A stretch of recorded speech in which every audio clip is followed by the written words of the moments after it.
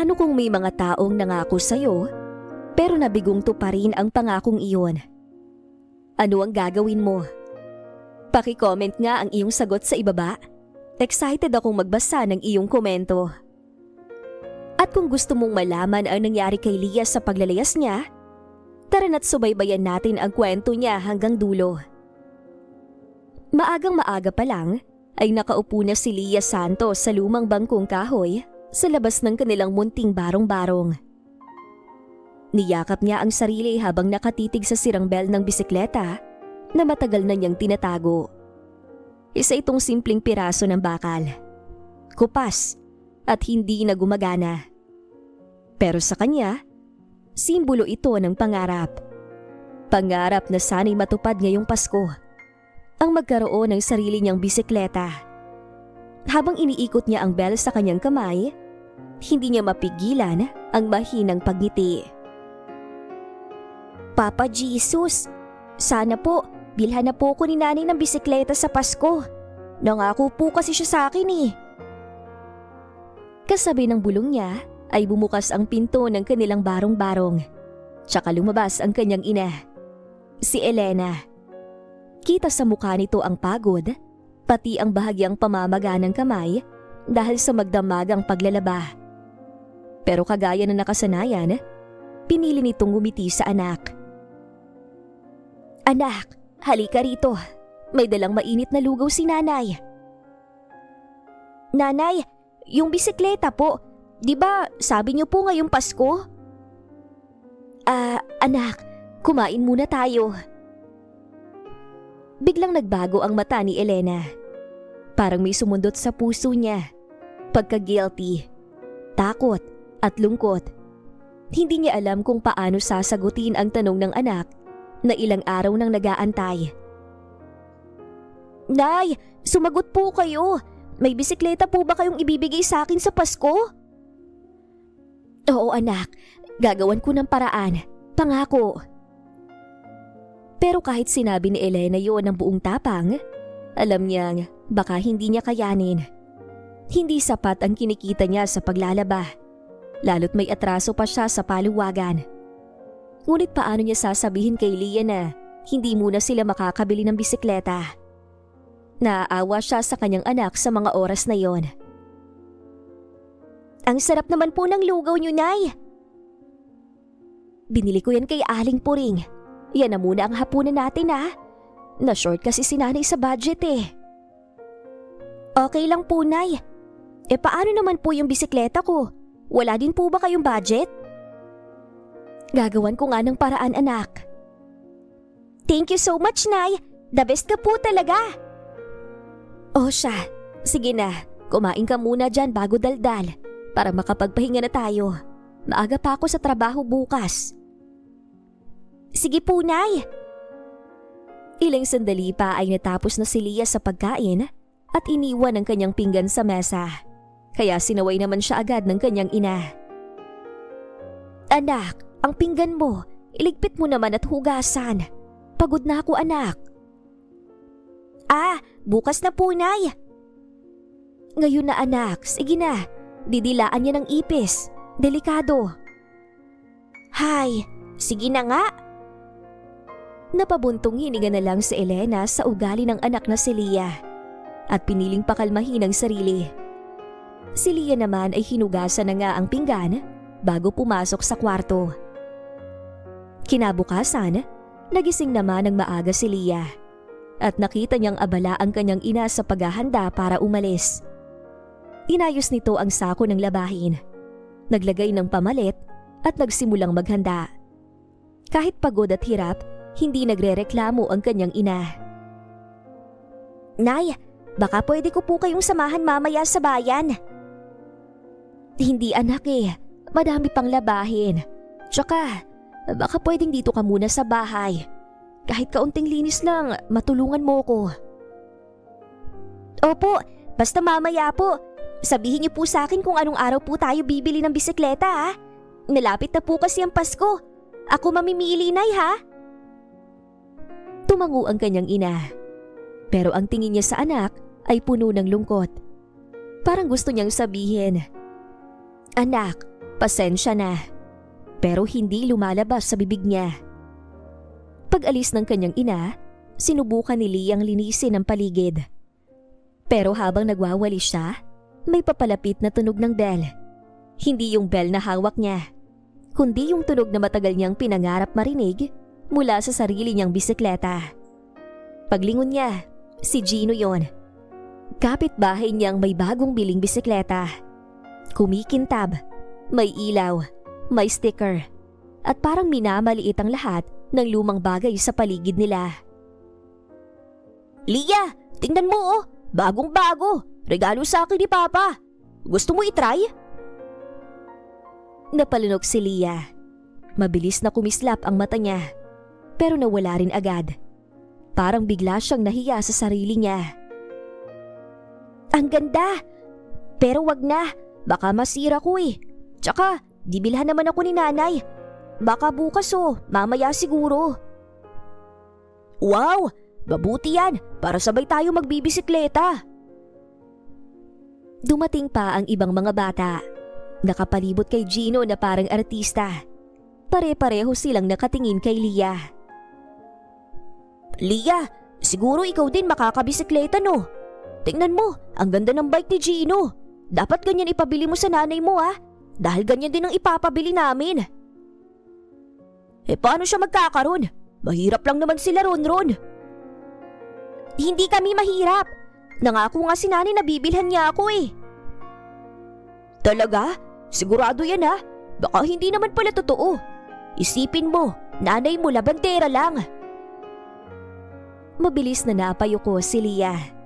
Hinigpitan niya ang hawak sa walis at hindi na nagsalita pa.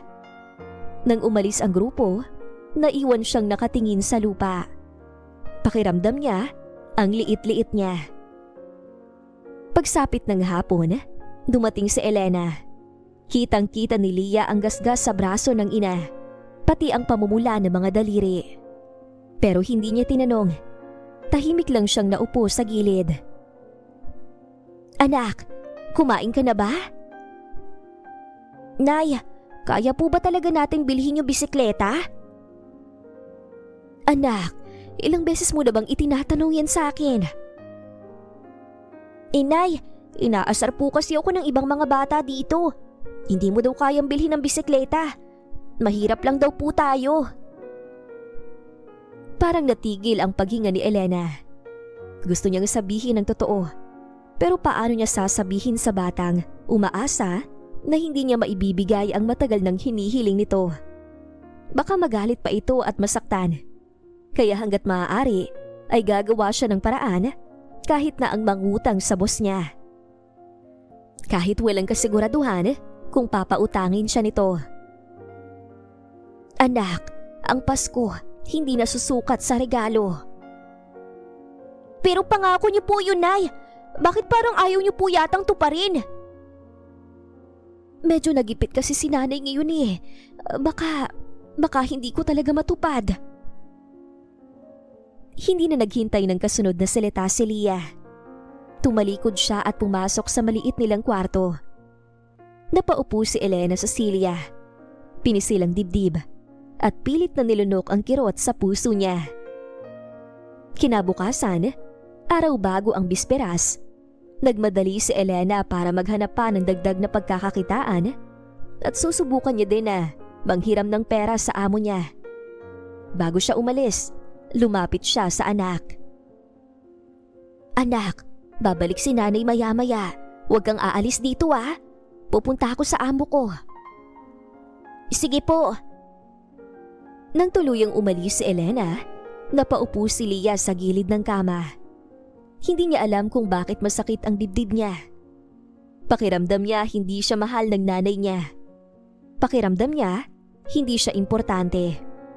At sa bata, ang pangakong hindi tinutupad, mas masakit pa minsan kesa sa anumang salita. Kinuha niya ang maliit niyang bag. Nilagyan niya ng 2 pirasong damit, ang sirang bell at isang biskwit. Hindi siya sigurado kung saan siya pupunta. Hindi niya alam kung tama ba ang ginagawa niya. Pero alam niya ang isang bagay. Sobra siyang nagtatampo sa ina niya. Kaya dahan-dahan siyang lumabas ng bahay at hindi siya lumingon pa. Basta, lumakad lang siya. Papalayo, papunta sa kalsadang alam niyang delikado. Pero wala na siyang pakialam. Hindi mo ako mahal, Nay! Hindi mo ako mahal! Mainit ang hininga ni Leah habang mabilis siyang naglalakad sa gilid ng kalsadang dumarami ang sasakyang dumadaan. Sa totoo lang, ay kanina pa kumakalam ang sikmura niya at ang biskwit na baon niya ay ayaw niyang kainin. Para sa kanya, yun ang magsisilbi niyang almusal, tanghalian at hapunan kung kinakailangan. Habang naglalakad siya, hindi niya maiwasang mapaluha. Hindi dahil sa gutom, kundi dahil bawat hakbang palayo ay parang may humihiwa sa puso niya. Pero sa isip niyang batang nasaktan, ang pangakong napako ng ina ay sapat na dahilan para magtampo. At sa murang isip, akala niya na hindi talaga siya mahal ng nanay niya. Ngunit habang papalayo ng papalayo, unti-unting sumisiksik ang takot sa dibdib niya. Hahanapin kaya niya ako? Bahala na, hindi naman niya ako mahal. Iha, anong ginagawa mo rito at mag-isa ka lang? Bata ka pa! Nilingon ni Leah ang matandang babae na puting-puti na ang buhok nito. Nakadastar na bulaklakin at may daladalang basket na may lamang gulay. Halatang mabait ito dahil sa gaan ng kanyang aura. Kaya naging komportable naman si Leah na sumagot. Naglalakad lang po ako. Pupunta po ako sa... Ewan ko po. Hindi ka taga rito ano? Wala kang kasama. Hindi nakasagot si Leah. Tumulo ang luha niya at hindi niya mapigilan. Halika iha, doon muna tayo sa bahay ko. Mukhang gutom ka. Hindi kita pwedeng hayaang nag-iisa dito. Delikado. Marahang kinuha ng matanda ang kamay ni Leah. Doon pa lamang niya napagtanto na nanginginig ang kanyang daliri sa takot at lamig. Iniangat niya ang tingin at sa unang pagkakataon simula nang umalis siya, may naramdaman siyang konting ginhawa. Para bang may liwanag na tumulong sumalo sa takot sa dibdib niya. Huwag ka mag-alala, malapit lang dito ang bahay ko. Okay lang naman po Lola, kahit malayo. Ilang minuto lang ang layo ng bahay ng matanda. Isang maliit na kubo, mas maayos kaysa sa barong-barong nila at puno ng mga paso ng halaman. Pagpasok nila, inupo si Leah sa silya at binigyan ito ng tubig na maiinom. Ako nga pala si Edna, o tawagin mo na lang akong Lola. Ikaw, anong pangalan mo iha? Leah po. Bagay sa'yo ang pangalan mo, napakaganda. Pero bakit ka naglalakad dito ng mag-isa? Hindi agad nakasagot si Leah. Ngunit hindi din nagtagal, napilitan siyang magsalita. Kaya nagkwento siya tungkol sa bisikletang pangako ng nanay niya. At sa sakit na naramdaman niya, nabinigo siya ng nanay niya kahit pinangakuan siya nito. Taimtim naman na nakikinig si Lola Edna. Leah, mahal ka ng nanay mo. Hindi naman ibig sabihin na hindi niya natupad ang pangako mo eh. Di ka na niya mahal. Minsan, dahil hindi nila kaya. Hindi dahil ayaw, kundi dahil hirap sila. Mahirap ang buhay ngayon, iha. Sobrang hirap maging magulang. Pero gumagaan ang loob namin pag nakikita naming masaya ang anak namin. Kaya sana naman, maging maayos na kayo ng nanay mo. Kasi sigurado akong nag-aalala na yun sa'yo. Napayuko si Leah. Naramdaman niyang kumirot ang puso niya. Pero pinili niyang hindi umiyak pa sa harap ng matanda. Alam niya sa sarili niyang gusto na niyang umuwi. Alam mo iha, minsan hindi kailangan ng bisikleta para maging masaya. Ang kailangan mo ay yakap ng nanay mo. Umuwi ka na sa inyo iha. Parang tinamaan si Leah sa dibdib. Naalala niya ang gasgas na kamay ng ina. Ang pagod na pagod nitong pag-uwi gabi-gabi. Ang lugaw. Ang tanging ngiti nito para sa kanya kahit pinapagalitan siya. At doon siya tuluyang napaiyak. Maswerte ka pa nga't may nanay ka. Hindi mahalaga ang material na bagay, Leah. Ang importante sa mundo ay ang pagmamahal sa pamilya, kaibigan at kapwa. Mahalin mo ang magulang mo habang nandyan pa sila dahil silang pamilya mo. Pagkalipas ng ilang minuto, nang kumalma si Leah, tumayo siya. Na-realize niya lahat ng dapat niyang gawin. Namulat ang mga mata niya sa sinabi ng matanda sa kanya, kaya naisipan na niyang umuwi. Lola Edna, uuwi na po ako. Tama po kayo. Sorry po, pasensya na po. Ay nako, hindi mo kailangan mag-sorry sa akin. Ang mahalaga, tama ang desisyon mo. Eto, tinapay para may baon ka. At Leah, mag-ingat ka ha. At huwag mong kalimutang yakapin ang nanay mo pagdating mo. Hindi lahat nabibigyan ng pagkakataon na mayakap ang ina. Nagpaalam si Leah para umuwi at habang papalapit siya sa kanilang lugar, bigla niyang napansin ang kaguluhan. May ambulansya, mga kapitbahay at ang tunog ng sigawan. Parang iglap siyang natigilan. Nanigas ang laman niya. Ayun na yung anak! Si Leah! Dumating na! Po? Bakit po? Anong nangyari? Lumapit si Aling Puring. Hawak ang dibdib. Nanginginig. Anak! Ang nanay mo! Na-aksidente! Hinahanap ka kasi. Nataranta yata sa pagkawala mo. Tapos tumawid. May motor. Na-hit and run.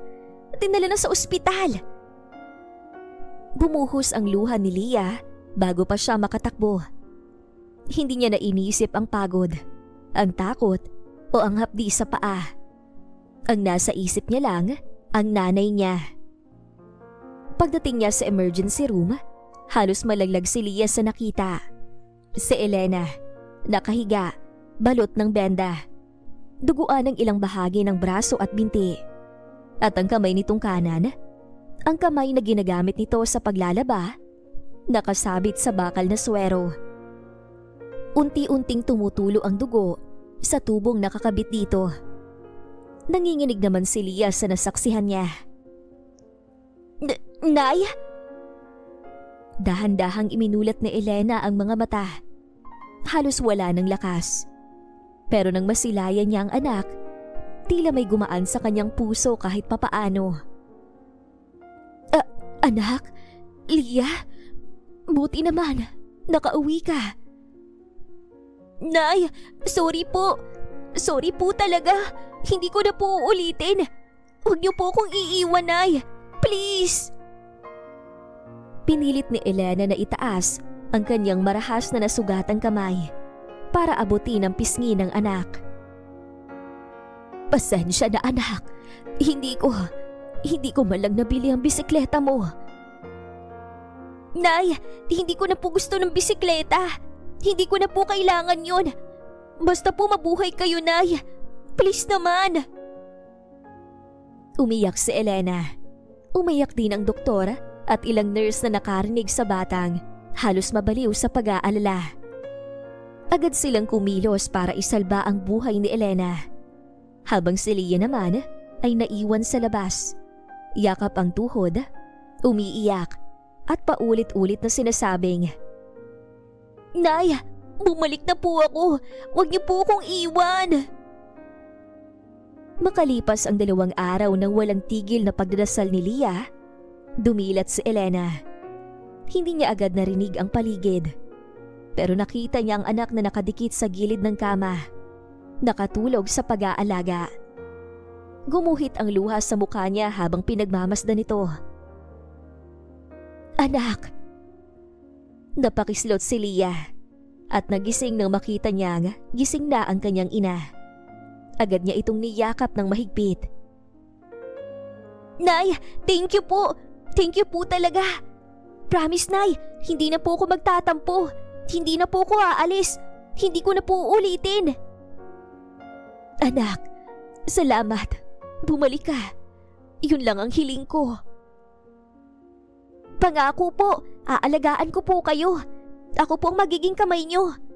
Mahal na mahal po kita, Nay. Mahal na mahal din kita, anak. Nagkapatawaran nga ang mag-ina sa kanilang pare-parehong pagkakamali. At doon, mas naging matatag ang relasyon nila sa isa't isa. Pagkalipas ng mga araw, si Leah na ang naguhugas ng pinggan. Siya ang naglilinis ng bahay. Siya ang nagluluto ng lugaw nila tuwing umaga. Siya ang nagdadala ng tubig. Siya ang nagsusuklay ng buhok ng ina. Siya ang naglalaba ng ilan nilang damit. Kahit hirapat, mali-mali ang pag-ikot ng kamay niya. At tuwing gabi, pinupunasan niya ang kamay ng ina. Nay, pahinga lang po kayo. Ako na po.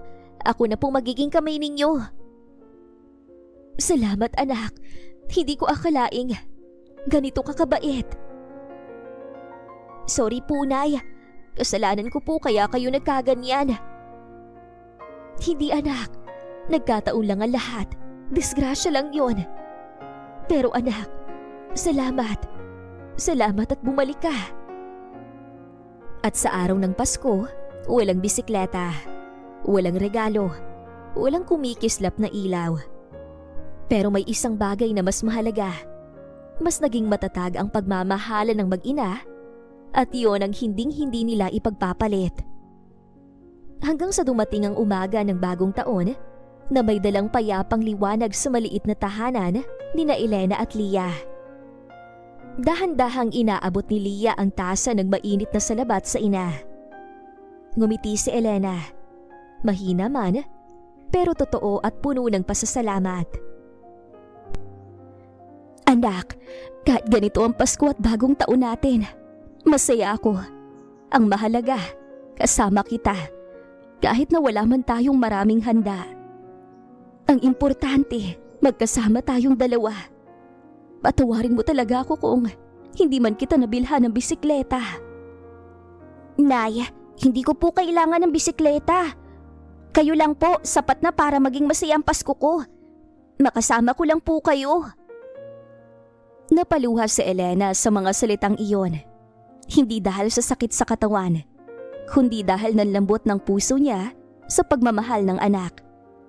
Hinaplos niya ang pisngi ni Leah gamit ang natitirang lakas ng kanyang kamay. Ikaw ang pinakamagandang regalo na natanggap ko, anak. Kayo din po, Nay. Napakaswerte ko po na kayo po ang nanay ko. Umupo sa tabi ng kama si Leah at sinuklay ang buhok ng ina. Marahang-marahan para hindi masaktan. Pagkatapos, tinulungan niya itong kumain at nagkwentuhan silang dalawa tungkol sa mga simpleng alaala. Tulad ng unang araw ni Leah sa paaralan, ang mga pagkakataong binuhat siya ng ina sa ulan, ang mga gabing tinatagpi ni Elena ang lumang damit niya para magmuka itong bago. Walang magarbong handa, isang mangkok na lugaw lamang ang nasa mesa.